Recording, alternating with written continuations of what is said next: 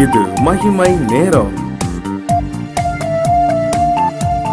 கர்த்தரும் இரட்சகருமாய் இருக்கிற இயேசு கிறிஸ்துவின் நீதி நேற்று என்பது நாமத்தினாலே மகிமை டிவி நேயர்களை அன்புடன் வாழ்த்துகிறேன். மகிமை நேர நிகழ்ச்சியின் வாயிலாக உங்களை சந்திப்பதிலே மிகுந்த மகிழ்ச்சி அடைகிறேன். இந்த நாளிலும் கூட நாம் சிந்திக்கும்படியாக நாம் தொடர்ந்து இந்த 7 நாட்களும் இந்த 7 காரியத்தை குறித்து நாம் தியானித்து வருகிறோம். இந்த 7 வேண்டாம் என்று சொல்லி இன்றைக்கும் கூட சகோதரனுக்குள்ளே விரோதத்தை உண்டு பண்ணுதல் நமக்கு வேண்டாம். விரோதங்களை உண்டு பண்ண வேண்டாம். வசனம் சொல்கிறது, சங்கீதம் 50:20 நீ உட்கார்ந்து உன் சகோதரனுக்கு விரோதமாய் பேசி உன் தாயின் மகனுக்கு அவதூறு உண்டாக்குகிறாய் என்று சொல்லி போடப்பட்டிருக்கிறது. சகோதரனுக்குள்ளே பகை, அந்த காரியத்தை கர்த்தர் அருவருக்கிறார். சகோதரனுக்கு விரோதமாய் நாம் உண்டு பண்ணுகிற காரியங்கள். சங்கீதம் 109:2 துன்மார்க்குடைய வாயும் கபட்டு வாயும் எனக்கு விரோதமாய் திறந்திருக்கிறது, கள்ள நாவினால் என்னோட பேசுகிறார்கள். துன்மார்க்குடைய வாய். சில நேரங்களிலே சகோதரிக்குள்ளே நம்மளுடைய உறவினர்கள் சகோதரர்களுக்குள்ளே நாம் எப்படி இருக்கிறோம்? நமக்குள்ளே விரோதங்கள் இருக்கிறதா? அன்றைக்கு ஒரு நாள் நான் ஸ்கூலில் இருக்கும்போது என்னுடைய பிள்ளை ஒரு மாணவி வந்து, நான் இன்றைக்கி ஹோம்ஒர்க் எழுதலை டீச்சர் அப்படின்னு சொன்னேன். பாருங்கள், அப்போ ஏமா எழுதலை அப்படிங்கும்போது அவள் சொன்ன காரியம், எங்கள் வீட்டில் சண்டை நடந்தது டீச்சர். என்ன சண்டை அப்படின்மா, எங்கள் அப்பா பைக்கை எங்கள் பெரியப்பா வீட்டுக்கு முன்னாடி நிறுத்திட்டு போயிட்டாங்க. அதனால் அவங்க எப்படி இந்த பைக்கை இங்கே வைக்கலான்னு சொல்லிட்டு சண்டை. அதனால் கல்லெல்லாம் தூக்கி எறிஞ்சாங்க டீச்சர். அதனால் மேலே எங்கள் வீட்டில் இருக்கிற ஓடெல்லாம் விழுந்துட்டு எங்கள் அம்மாவை முடியெல்லாம் பிடிச்சி இது பண்ணாங்க. பெரிய சண்டை. எனக்கு பயமாக இருக்குது டீச்சர் அப்படின்னு சொன்னாங்க. பாருங்கள், அப்போ அந்த சின்ன பிள்ளை சொன்னார், எனக்கு ஹோம்ஒர்க் எழுதலை, எனக்கு பயமாக இருக்குது. சகோதரனுக்குள்ளே எப்படி இருக்கிறோம்? ஒரு பைக்கை அவங்க வீட்டு வாசலில் வைக்க முடியலை. விரோதங்கள், பகை. அப்படித்தான் இந்த உலகத்தில் நாம் வாழ்ந்து கொண்டிருக்கிறோம். சகோதரர்கள் எப்படி இருக்கிறோம்? சகோதரர்கள் ஒருமித்து வாசம் பண்ணுகிறது எவ்வளோ சந்தோஷம்.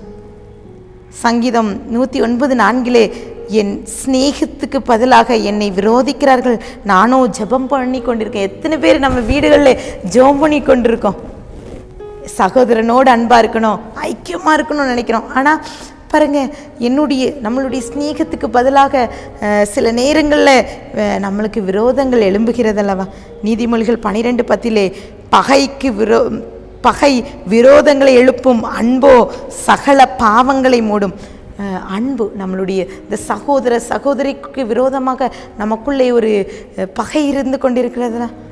எனக்கு தெரிந்த ஒரு சகோதரி பாருங்கள், அவளுடைய சகோதரியை படிப்புக்காக அவர்களோடு தங்கி, அவங்க ஒரு கிராமத்தில் இருந்ததுனால, நீ எங்கள் வீட்டுக்கு வா, நீ தங்கி நீ காலேஜ் மேல் படிப்பு படிக்கலான்னு சொல்லி கூட்டி கொண்டு சென்றார்கள்.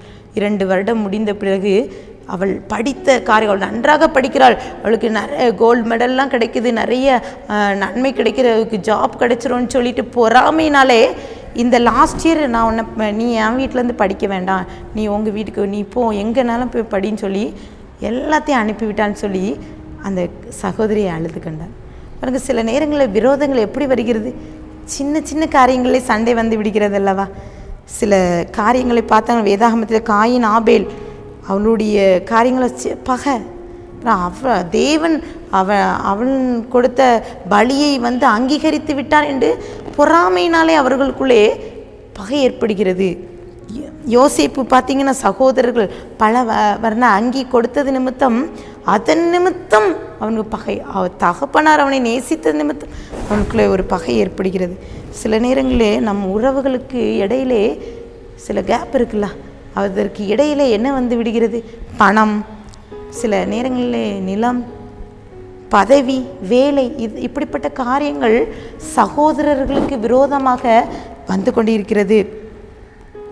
சகரியா 7:10 உங்களில் ஒருவனும் தன் சகோதரனுக்கு விரோதமாய் தன் இருதயத்தில் தீங்கு நினையாமல் இருங்கள் என்று போடப்பட்டிருக்கிறது. மீகா 7:8 என் சத்துருவே எனக்கு விரோதமாய் சந்தோஷப்படாதே, நான் விழுந்தாலும் எழுந்திருப்பேன், நான் இருளிலே உட்கார்ந்தால் கர்த்தர் எனக்கு வெளிச்சமாயிருப்பார். ஒருவேளை இந்த வார்த்தையை கேட்டுக்கொண்டிருக்கிற நீங்களும் கூட சகோதரர்களுக்குள்ளே பகையோடு இருக்கிறீங்களா?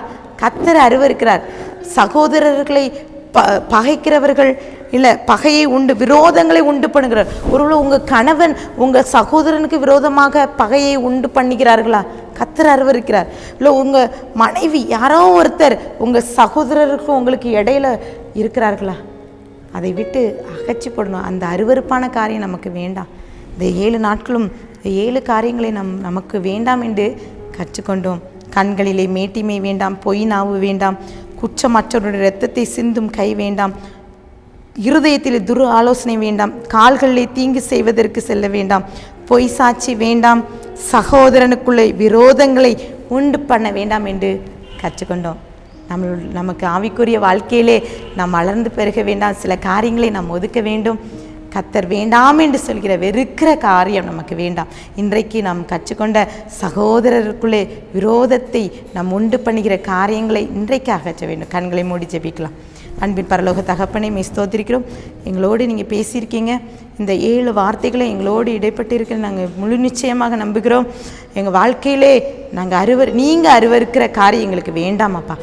சகோதரனுக்குள்ளே பகை வேண்டாம். ஒருவேளை நாங்கள் பிரிந்து இருந்திருக்கலாம். எங்களோடு ஒரு ஐக்கியத்தை தாங்க, அன்பை பகிர்ந்து கொள்ள எங்களுக்குள்ளே ஒரு உணர்வை தாங்க. நாங்கள் இந்த நாளிலே கேட்ட சத்தியம் எங்கள் வாழ்க்கையிலே பிரதிபலிக்க கிருபித்தாங்க. உடைய கரத்திலே நான் கொடுக்கிறேன், தாழ்த்துக்கிறேன், உண்மையாக்கிறேன். மீப்பர் மூலக்கி கிருப்பிதாவே. ஆமீன், ஆமீன்.